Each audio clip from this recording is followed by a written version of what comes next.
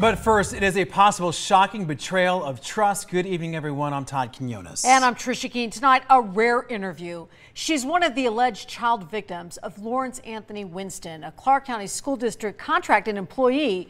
She's asked us to conceal her identity, but she's talking about what happened. 13 investigative reporter Joe Bartels shows you why she is encouraging others to speak up.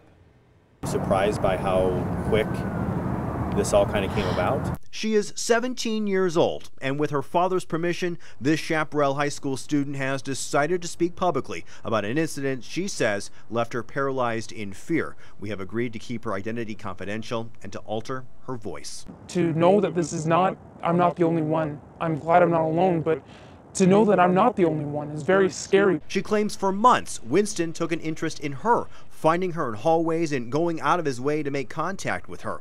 On Tuesday last week, she went to his office during a particularly emotional day for her. He decides to sit on the couch with me, and then he lightly caresses my ankle,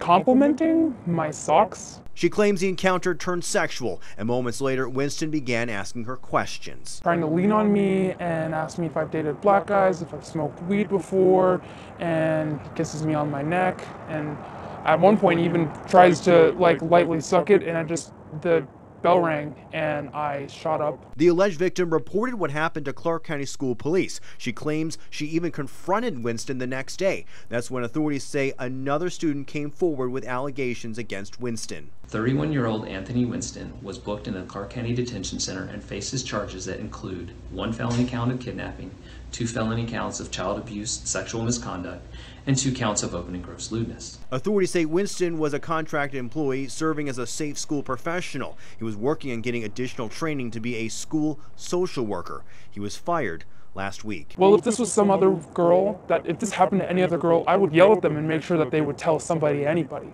because this is not how we should be treated, especially young women.